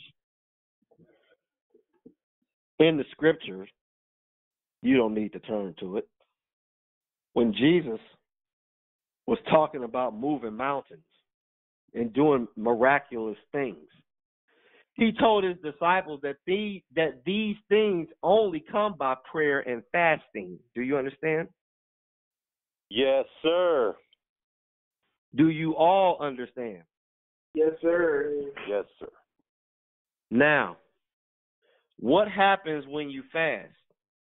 When you go on a fast, you abstain from eating. Do you understand? Yes, sir. Yes, sir. So your stomach, or your bowel, not your bowel, but your stomach, becomes empty. It becomes, but you drink water, but it becomes what we can regard as free space. There's nothing there. Do you understand? Yes, sir. Yes, sir. Remember the story of Jesus going into a mountain fasting for 40 days and 40 nights. The men of God and righteous people fast, for strength. They fast for spiritual understanding. They fast to become closer and one with God. In other words, you fast for power. Understood? Yes, sir. Yes, sir. But the permeability and the permittivity of free space, that has everything to do with light. And everything around you, the entire universe and everything in it emerged from darkness, emerged from nothing. And if you want to get closer to Allah, if you want to emerge to and from Allah, you must empty your cup. You must fast. Because light travels fastest in a vacuum of nothing. Do you understand? Yes, sir. Yes, sir. The electrical and magnetic components of light is most effective when nothing is present in a vacuum. It travels at 186,000 miles per second in a vacuum.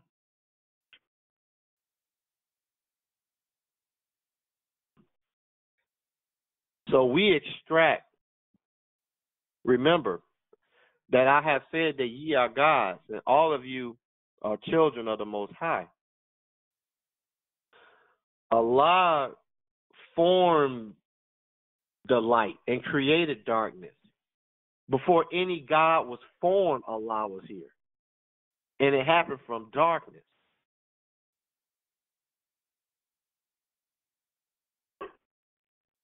So if it is more spiritual power and understanding and closeness and submission that you seek from Allah, meaning your submission to Him, then you must empty your cup. You must fast.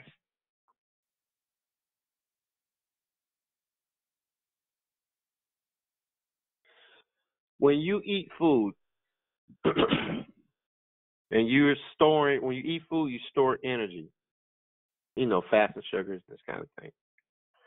When you eat food, the energy from the food that you just ate is stored in your liver in what is called glycogen. And this is the primary source of energy of your body.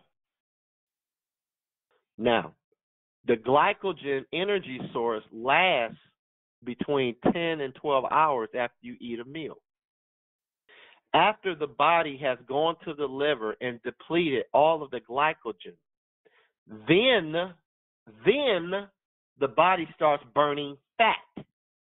Do you understand? Yes, sir. Yes, sir. Now, so let's go a little more secular. If you're trying to lose weight and you're trying to regulate your weight, you know, you're not going to burn the fat that's in your body until after 12 hours of eating your last meal. That's when the body goes to fat burning mode. And when your body starts burning fat, it releases hormones in your blood that sends a hunger signal to your epithalamus telling you, I am hungry. But this is an illusion. You are not hungry. Your body is telling you, we are now burning fat. And if you don't want to burn this secondary source of fuel, you need to eat to put more glycogen back in your liver, and this hormone that we're releasing to your brain will stop sending a hunger signal to your brain. Do you understand? Yes, sir. Yes, sir. Now, what happens when you abstain from eating? Your body starts consuming, how can I put this? Let me put it in a crude manner. Your body starts to consume itself. What do I mean? It starts burning fat. It starts actually taking the toxins and viruses in your body and converting those same toxins and viruses that's making you sick. It will take those same germs, burn them, and get energy from them. The same items and particulates in your blood and in your body, you know, that make you sick. Once you start fasting, the body will take those same germs and chemicals and use it as a source of energy. 1 minute. So fasting is the key to good health and good weight management. Do you understand? Yes, sir. Yes, sir. Yes, sir. And fasting also sharpens the mind. Your brain itself. Oh, forget what's the word? The word escapes me now. But your brain itself starts feeding on itself, meaning it starts it starts. I forget the word. It's a word. The word escapes me. But your brain starts cleaning. Let me put it like your brain in your head starts to clean itself, and your thoughts and your thinking processes and and the various neurons in your brain become sharper and quicker because of the toxins and particulates in your body is being burned and used as energy, and your digestive system is resting. So fasting is a rest for your body and also your mind. It's regenerative for your mind. Do you understand? Yes, sir. Yes, sir. Now, there was a song by Michael Jackson. It says, "Give in to me." If you give in to something or you give in to a person, give in means the same thing as submit to me. Do you understand? Yes, Yes, sir. sir. Whether I say give in to me, whether I say submit to me, it's the same thing. Give in to me, submit to my will. Understood? Yes, sir. Yes, sir. Now, in that song, "Give in to me," or we translate to "submit to me," it tells you in that song, he says, love is a feeling. Give it when I want it, because I'm on fire. Feel my desire. Understood? Yes, sir. Yes, sir. When you empty your cup and you bring your physical body to that state of being that Allah was in before He created the universe, when you bring yourself spiritually and physically back to that point of nothing, the feeling, the hunger, the desire, the power within you, that's the primordial, innate, how can I put it? The primordial power that lies asleep within you. You become more in touch with that. You become in tune with that. Your hearing, your sight becomes sharper. Your thinking becomes more clearer. Your hearing, your ears become sharper.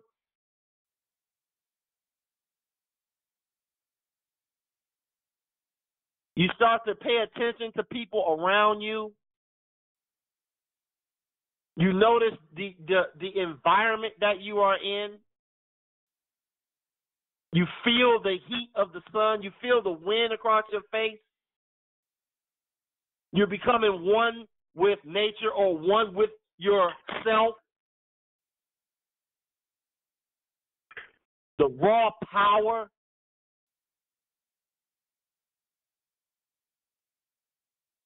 If you are seeking to become closer to God, then you must visit this state of being often. You must fast.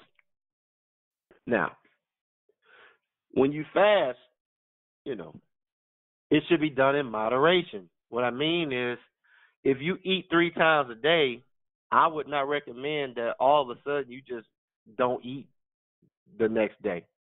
You need to whittle back. You need to go to 2 meals a day, then 1 meal a day, and then when that's comfortable and it's not a bother to you at all, then fast one, then skip a day. It's Allah desires ease for us. It is not necessary to punish yourself and to suffer to become closer to your Father. Do you understand? Yes, sir. Yes, sir.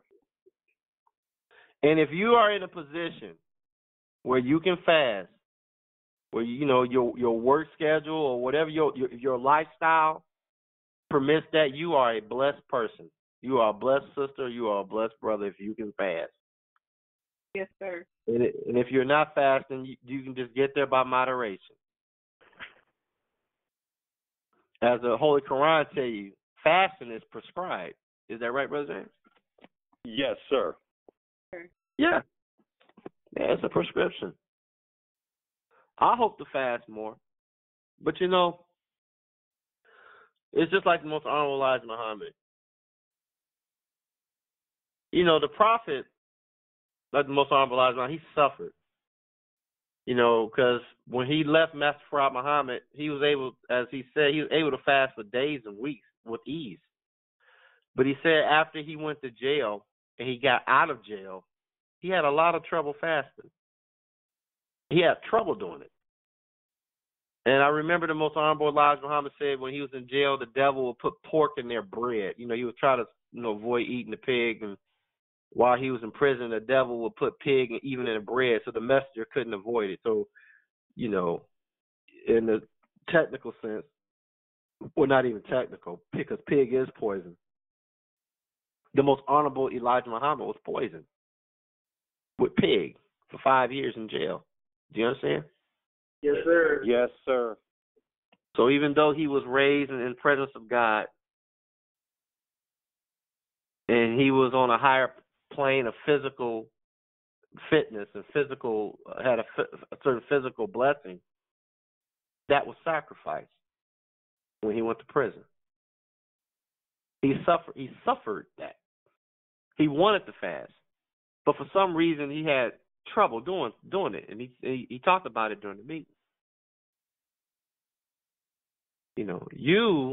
Most of you, or if not all of you, don't. There's certain things that the messenger suffered that you don't. There's certain blessings that you. There's a price that has been paid for you and me by the messenger of God, and that's why we should revere him, because he paid dearly. He paid more than we give credit for, that we even think about. There's a lot more. I'm not going to do it today because, like I said, I'm tired. This thing with the permeability of of free space and Allah and the creation and darkness.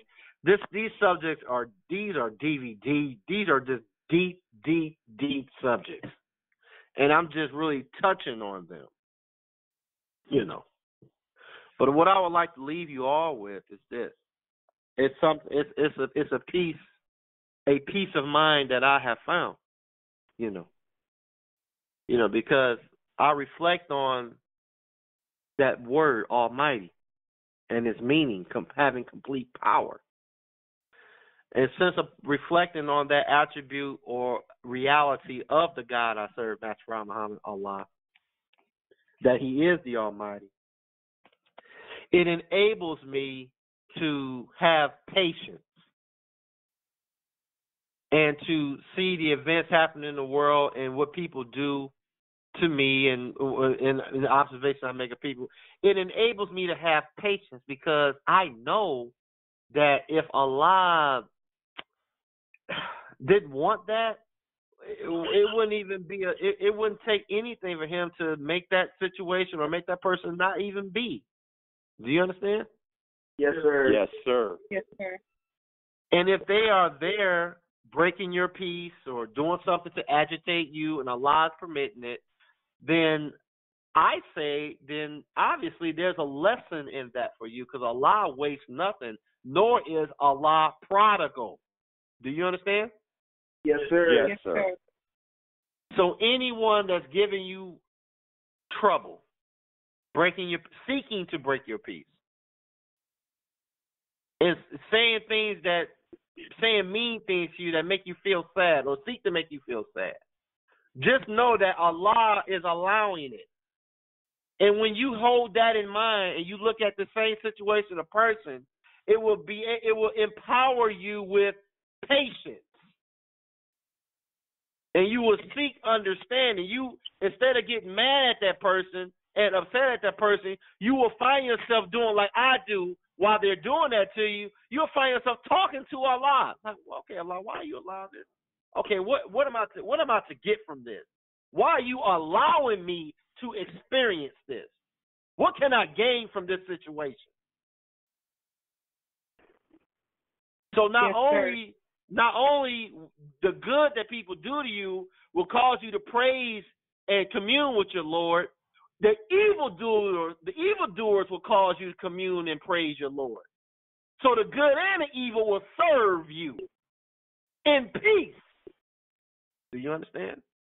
Yes, sir. Yes, sir. All right, Rafiq. Do we have any questions or comments before we close today's Sunday school?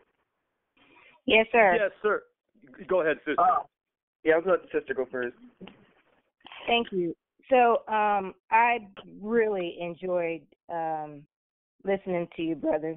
All the presentations were great, but I always look forward to hearing, listening, and being able to take away something from hearing you speak. I've been listening to you speak for the last 8 years now, and I'm always trying to figure out what can I take from a conversation or listening to you speak. So today, great messages, but I tell you, I've been going through it in my personal life and just wondering, why does God place certain things, expose me to certain situations when I think that I'm doing my best. God knows my heart. So, oftentimes I contemplate, why am I dealing with certain things? Why am I letting certain things bother me? Why am I allowing to be held captive? Why am I still here? Why am I still sticking around? Why is this happening? And so, I pray to God. I ask for strength. I ask for understanding. And just recently I said, you know what? I'm going to go on. I'm going to cleanse my soul. I'm gonna find a way to go on a soulful dietary cleanse. And I have not had an opportunity to figure out how to do that yet. And it's not so much the soul, it's emotion. Really searching myself and really understanding things so that I am able to better cope. I think the last 8 years I've become, I've got this certain individual in my family that is not always very easy to deal with, but has brought a lot of good to my life. And so I thank Allah for that.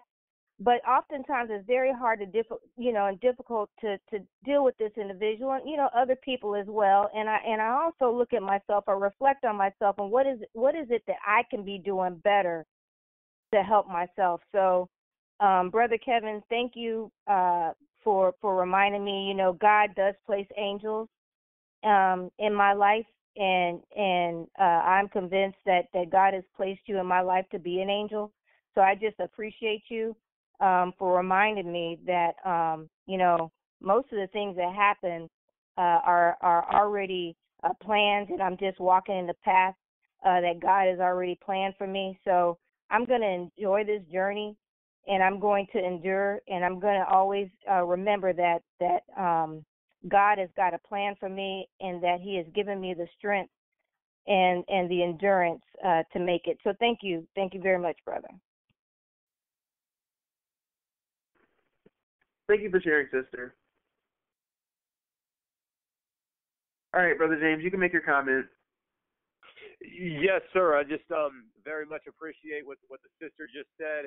And another great lesson that we've been given today by the Son of Man, I thought it was very profound, very deep, about how he was talking about how light travels faster in an empty vacuum and comparing that to fasting. And that just opened my eyes to make me think I really need to start fasting more, because the Son of Man, our minister, Yaqub Muhammad, he's guiding us to higher spiritual ascension. Like he's the spiritual pilot of our spaceship. So he's taken us, to higher places that we can go if we, like he's saying, submit to or give into the will of God, which he's guiding us on. So that was very deep. And also to comment on what the Son of Man was teaching us earlier about the tricknology of the white man, which is very interesting, because there's actually a book written by a white man. I think his name is Anthony Perkins, and it's called Confessions of an Economic Hitman. And he talks about that he used to do, he's confessing all of this in the book he's writing, but he talks about how he used to do exactly what the Son of Man was talking about. The name of the book is called Confessions of an Economic Hitman. I think it's Anthony Perkins. But he basically says that his job used to be to go into these countries and find a reason to set up a resource there for the sake of Western imperial colonialism, for the sake of European and American interests dominating and taking over these countries, like in Africa and in the Middle East, where the resources are rich in oil and things such as that. And also, just another thing to point out, Africa is the richest nation on the planet. It's the richest land in minerals such as gold, diamonds, platinum, uranium, oil, you name it. Africa's rich in it. And so that's the reason for a lot of the white foreigners coming into Africa and finding a reason to be there. The way this basically works is they create the problem, they create the solution. And that's exactly what the Son of Man was telling us about, how they'll give out a loan to give them a reason to be in that country. And also, the AIDS epidemic in Africa is caused by the white man, is caused by these European and American pharmaceutical industries that make a lot of money off of this whole thing. Robert Gallo was a white man hired by the American government to come up, for the sake of germ warfare, to come up with a virus designed to attack the human immune system. But you can look up Robert Gallo, but he failed. He wasn't able to design that virus the government wanted to attack the human immune system. But they found out they can make a lot of money by convincing you and me that HIV causes AIDS, because that means they can then administer the medication, the AIDS cocktail, to people in Africa, and they've got all of this stuff going on in the pharmaceutical industries, and they make a lot of money off it. And so, in fact, there is no proof that HIV causes AIDS. No one has ever viewed an HIV virus under a microscope. AIDS is real. AIDS is a breakdown of the human immune system, but it can be caused by different factors of things. And they actually have different tests in different countries. You could take an HIV test in Africa and test positive. Take the same test in Europe and test negative. Take the same test in America and test positive. Take the same test in Asia and test negative. Because when they test you for HIV, they don't actually look for a virus. They don't actually look for a germ or a bug. They draw the blood, and then they decide if you're missing too many white blood cells, or if your white blood cells are in defense mode. Then they say, oh, he's HIV positive. They don't actually look at an HIV virus. In fact, there's no such thing as an HIV virus. It does not exist. What they're doing is they are killing people off with drugs. They are destroying their bodies. That is what is going on in Africa. And it's the same concept of the magician's curse. If I tell you you are going to die, and you hear me say that you're going to die, and you believe it, then my curse is going to work all the much better because you heard me say it and you believe it. So the psychological ramifications of these African people being sent off to these colonies and being told that they're going to die to live among other sick people actually breaks down their immune system and actually kills them and destroys them. And all of this is, then you see these disgusting devils on TV saying, for just $1 a day, you can feed and clothe a hungry child in Africa. And these are disgusting devils. They create the problem. They create the solution. And the reason why there's a war going on in Syria right now is because you won't find a McDonald's, Jack in the Box, or Pizza Hut in Syria. Because basically, Bashar al-Assad, the Syrian government, will not allow Western Zionist white corporations to set up shop in Syria. So what they do is they fund the rebels against the government. That's what's going on in Syria, is America and Israel and every other superpower, colonialist power is giving the rebels in Syria weapons against the government. And they're going after Iran, too. This is the same game that these devils play. It's the same game. But let me stop right there. I was just starting to rant, but it's just when Son of Man was giving us the knowledge, I remember some things I had come across. But I thank you all for listening to me and appreciate everything. And great presentations. The presentations are coming out real good, too. And so my compliments to that. And thank you so much. Shalom alaikum. Wa alaikum salam. Thank you, Brother James. You had an amazing presentation, too. Yes, sir. And your comments are always really, really interesting. I'm Aquarius, I try to come with some crazy deep stuff. Thank you so much, brother. All right. If there are I would like to thank I'm sorry. I'd like to thank everyone for their presentations, their lecture, and for their insight. Very good lecture today, and very good presentation, insight, comments, everything. Very good. Yes, sir. Thank you. Yes, sir. Great. And so if there are no more questions or comments, we will close today's Sunday school with the Muhammad children giving their Farad prayers, starting with Daim. Surely I have turned myself being upright to him who resonated the heavens and the earth, and I am not of the polytheists. Surely my prayer, my sacrifice, my life, and my death are all for Allah, Lord of the worlds. No associate has he, and this am I commanded, and I am of those who submit. O Allah, thou art the King. There is no God but thee. Thou art my Lord, and I am thy servant. I have been unjust to myself, and I confess my faults. So grant me protection against all my faults, for none grants protection against false but thee, and guide me to the best of morals, for none guides to the best of them but thee, and turns away from me the evil morals but thee. Amen. Sure, I turn myself being upright to him, who originated the heavens and the earth, and I am not of the polytheists. Surely my prayer, my sacrifice, my life, and my death are all for Allah, the Lord of the worlds. No associate has he, this is my command, and I am of those who submit. O Allah, thou art the King, there is no God but thee. Thou art my Lord, and I am thy servant. I have been unjust to myself, and I confess my faults. Deliver me protection against all my faults. When I grant protection against faults with thee, and guides me to the best of morals. When I guides to the best of them with thee, and turns away from me the evil morals with thee. Amen. Surely I turned myself to being upright to him who originated the heavens and the earth, and I am not of the polytheists. Surely my prayers, my sacrifices, my life, and my death are all for Allah, for the Lord of the world. No associate has he, and this is my commandment, and I am of those who submit. O Allah, thou art the King, there is no God but thee. Thou art my Lord, and I am thy servant. I have been unjust to myself, and I confess my faults. So grant me protection against all my faults. For none grants protection against false with thee, and guides me to the best of morals. For none guides to the best of them but thee, it turns me away from the evil morals of thee. Amen. In the name of Allah, who appeared... One moment, Rafik. Excuse me for interrupting. Yes, sir. I want to say a word about prayer. You know, now there are a couple ways you can pray, as I used to, or still do from time to time. You can recite your prayer without once you know your prayer, and once it's in your subconscious mind, so to speak, it's like a reflex. Like the union of the snake. You can say your prayer without even thinking about it. You can just sure I tell myself to be alive, so I be totally upright, him in heaven and earth. And I could be like turning the television, tying my shoe. Do you understand? Yes, sir. Yes, sir. Now, when you pray to Allah, because we don't pray that many times a day. I say that you should pray like this. You should say it out loud or in a low tone.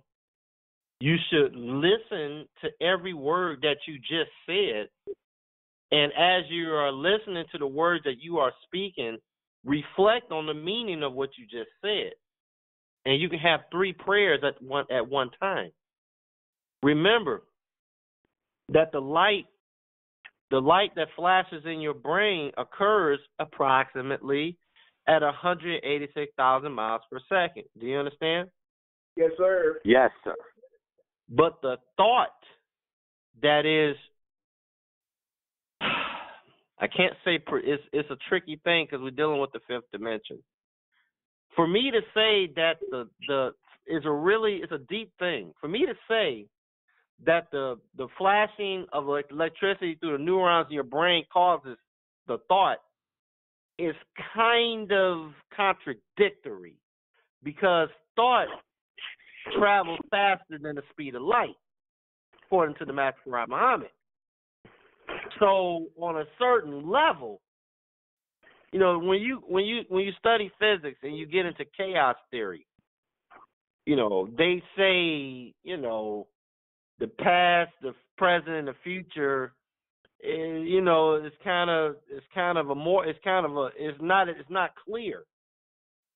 What I'm trying to say to you is that on a certain level, your thought has occurred before you even think it. The Most Honorable Elijah Muhammad said in the book Fall of America, he said there are scientists on the mother plane that know what you are thinking before the thought materializes. Do you understand? Yes, sir. Yes, sir. Now, listen carefully. He said before the thought materializes. Material is something that you can taste, touch, smell, feel. It's real. Do you understand?